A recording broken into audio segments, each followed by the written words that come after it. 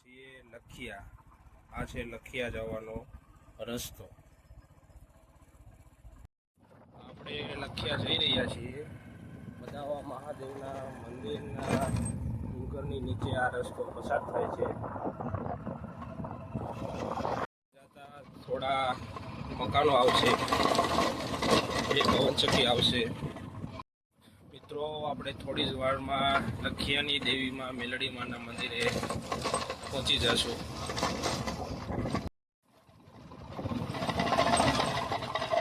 હવે આપણે મિત્રો માતાજીના મંદિરે પહોંચી ગયા છીએ।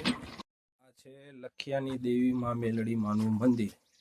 અહીંયા રવિવારના દિવસે અનેક શ્રદ્ધાળુઓ આવે છે અને માતાજીને તાવાની મન્નત રાખે છે।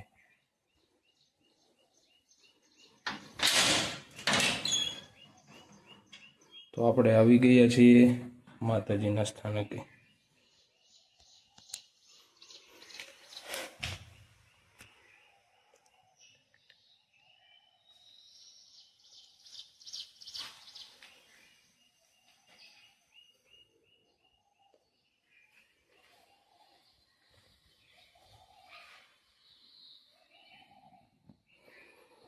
અહીંયા માતાજી સાક્ષાત હાજરા હજુર રહે છે ને લોકોને હરેક ધારેલા કામ પાર પાડે છે।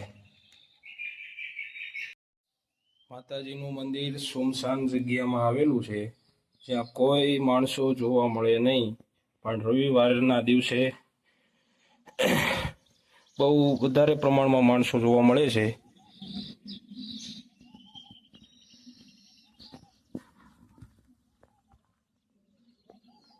આ મંદિરની બહારનો નજારો છે।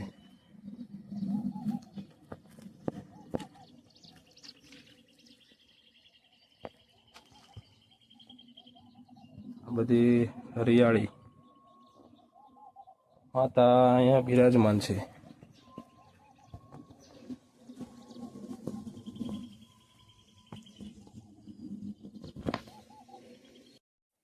જે કોઈને દીકરા ન થતા હોય તો ત્યાં અહીંયા મન્નત રાખે તો તેને માતાજી દીકરા આપે છે। જોઈ શકો છો મિત્રો તમે।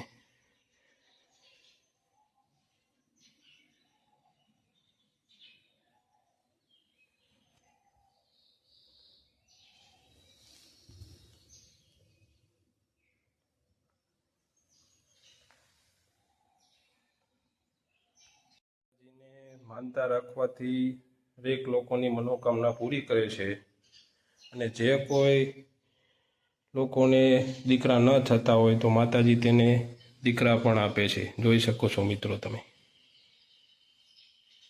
જે લોકોને દીકરા આપ્યા એના દીકરાના ફોટા અહીં લગાડવામાં આવ્યા છે।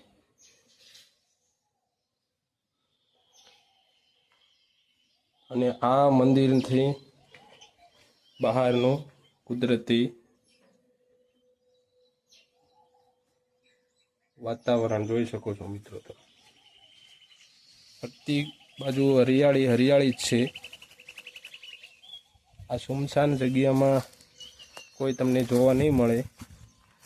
રવિવારના દિવસે અનેક લોકો શ્રદ્ધાળુઓ અહીંયા આવે છે।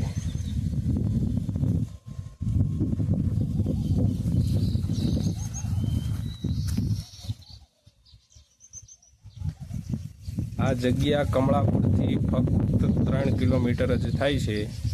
જે મદાવા મહાદેવના મંદિરની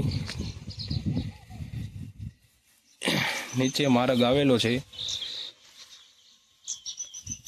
ત્યાંથી આ મંદિરે જવાય છે।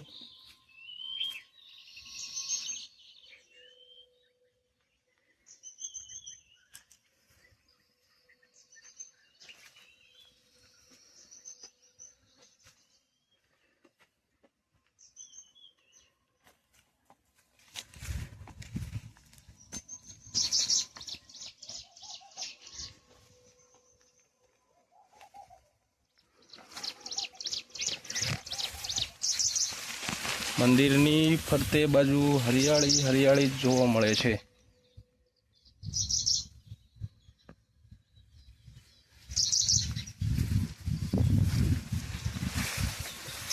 અહીં અનેક પશુ પંખીઓ પણ વસવાટ કરે છે.